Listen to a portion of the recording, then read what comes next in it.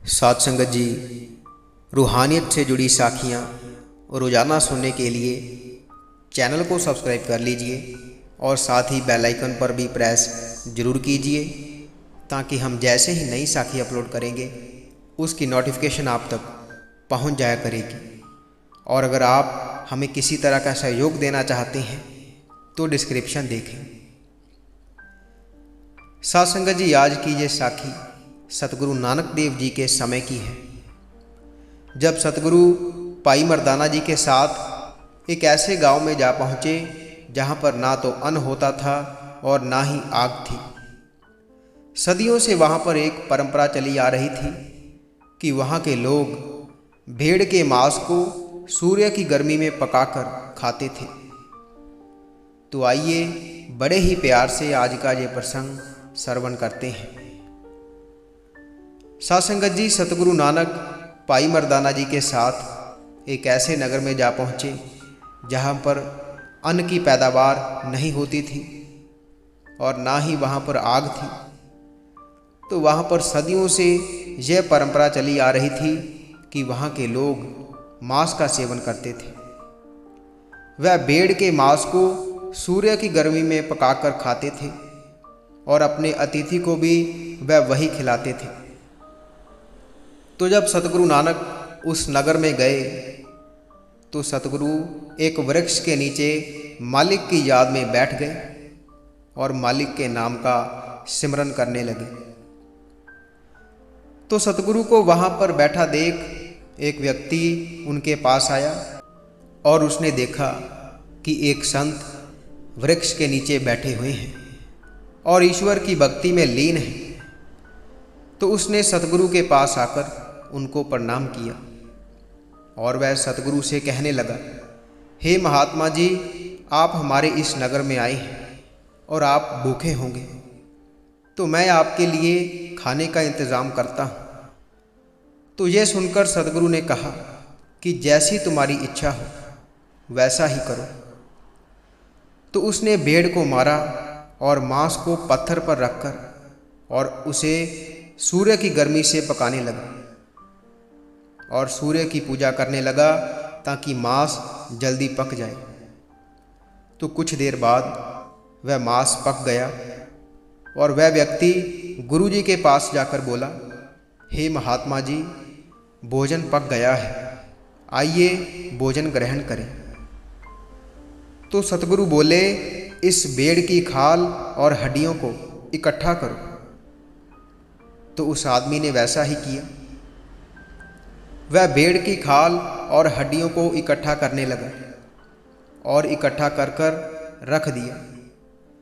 तो गुरुजी ने भेड़ की खाल और हड्डियों को देखते हुए कहा, हे जीव, घास का सेवन करो।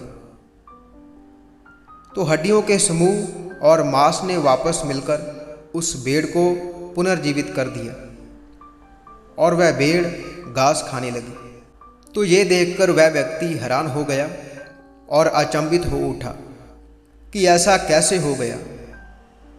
तो उसके बाद सतगुरु ने उसे कहा, हे मित्र, तुम नगर में जाओ और अपने नगर में जाकर किसी एक बड़े व्यक्ति को जाकर लेकर आओ और उसे कहो कि हम उसे बुला रहे हैं और कहो वह तुम्हें परमात्मा से अन्न और अग्नि दिलवाएंगे। तो उस आदमी ने वैसा ही किया जैसे सतगुरु ने उसे कहा था। वह नगर में गया और वहां जाकर अपने नगर के मुखी से कहने लगा, स्वामी, आज तो गजब हो गया। हमारे नगर में एक बहुत बड़े संत आए हैं और उन्होंने मरी हुई भेड़ को जिंदा कर दिया और ये सारा दृश्य मैंने अपनी आंखों से देखा है। तो यह सुनने के बाद वह व्यक्ति उसे कहने लगा कि तुम क्या कह रहे हो, ऐसा नहीं हो सकता। कोई मरकर भी कभी जीवित होता है? नहीं, मैं नहीं मानता कि ऐसा हुआ होगा। तो वह व्यक्ति कहता है कि ऐसा ही हुआ है, आप मेरे साथ चलिए, वह आपको बुला रहे हैं और उन्होंने कहा है कि वह हम नगरवासियों को अन्न और अग्नि दिलवा सकते हैं। तो वह धनी व्यक्ति सतगुरु के पास जाता है तो सतगुरु उसको देखकर कहते हैं, हे प्यारे, जाओ जाकर कुछ अनाज ले आओ। तो वह व्यक्ति सतगुरु की यह बात सुनकर कहने लगता है कि हे संत जी, हमारे इस नगर में अनाज नहीं होता और ना ही जहाँ पर अग्नि है, तो मैं आपके लिए अनाज कहाँ से लेकर आ सकता हूँ। लेकिन अगर आप कहते हैं तो मैं राजा के पास जाकर विनती करता हूँ और उनसे अनाज की मांग करता हूँ।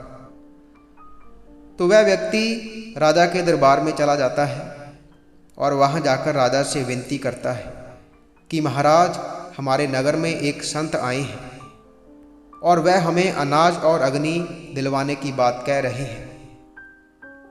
तो यह सुनकर वह राजा भी हैरान हो जाता है और वह भी उस व्यक्ति के साथ सतगुरु के पास चला आता है। तो राजा को देखकर सतगुरु उसे कहते हैं कि हे राजन, अगर तुम ईश्वर की भक्ति सच्चे मन से करो तो वह ईश्वर तुम्हें और तुम्हारी प्रजा को सब कुछ देगा।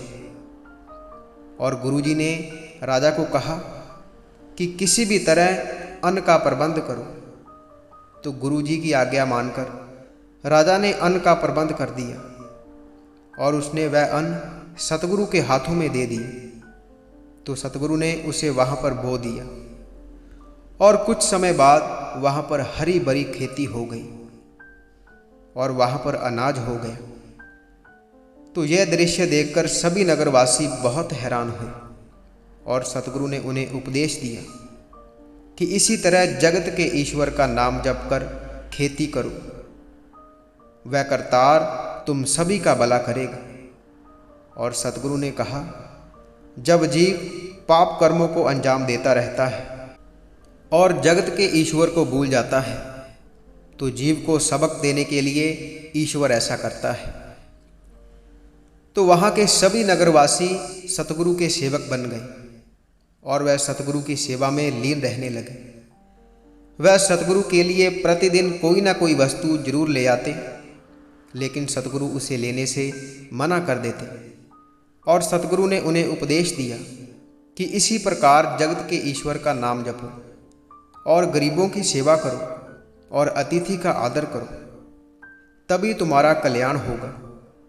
इस प्रकार सतगुरु ने उस भेड़ को जीवन दान देकर उस नगरवासियों को समझाया और उनके रहने खाने और जीने का तरीका ही बदल दिया।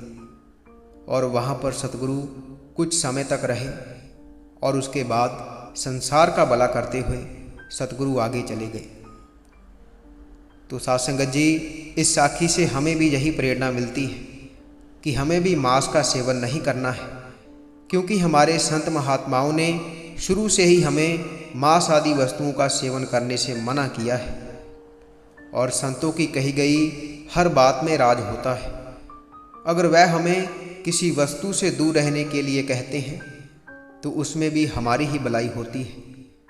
और सतगुरु नानक अपनी वाणी में फरमाते हुए कहते हैं कि जो लोग इस बात पर बहस करते रहते हैं कि हमें मांस खाना चाहिए या नहीं खाना चाहिए, अगर खाना चाहिए तो क्यों खाना चाहिए, अगर नहीं खाना चाहिए तो क्यों नहीं खाना चाहिए, तो इसी बहस को देखते हुए सतगुरु नानक ने अपनी वाणी में फरमाया था, मास मास कर मूरख झगड़े, ज्ञान ध्यान नहीं जाने, कौन मास कौन साध कहावे, किसने पाप समाने।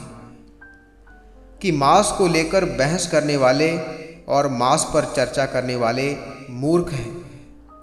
वह अपने समय को व्यर्थ गवा रहे हैं और वह इसी चक्कर में अपना जीवन व्यर्थ गवा देते हैं।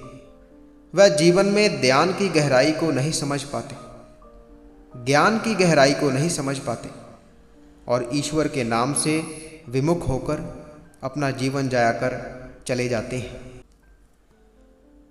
मांस का सेवन करने से हमारे हृदय में ईश्वर का नाम नहीं आ सकता, हमारी सुरत ऊपर नहीं चढ़ सकती। केवल मांस ही नहीं, संसार में और जितनी भी वस्तुएं हैं जो नाम मार्ग में बाधा बनती हैं, सुरत को ऊपर जाने से रोकती हैं, वह भी हमारे लिए अच्छी नहीं, उनसे भी हमें दूरी बनाए रखनी है। साध संगत जी, इसी के साथ हम आपसे इजाज़त लेते हैं। कल मिलेंगे एक ऐसी ही रूहानी साखी के साथ। अगर आप ऐसी ही रूहानी साखियाँ सुनना पसंद करते हैं तो आप इस चैनल को सब्सक्राइब कर लीजिए और साथ ही बेल आइकन पर भी प्रेस ज़रूर कीजिए, ताकि हम जैसे ही नई साखी अपलोड करेंगे उसकी नोटिफिकेशन आप तक पहुंच जाया करेगी। और अगर आप रूहानी साखियाँ पढ़ना पसंद करते हैं तो आप हमारी वेबसाइट www.santwachan.com पर जाकर पढ़ सकते हैं, जिसका लिंक वीडियो के डिस्क्रिप्शन में दिया हुआ है।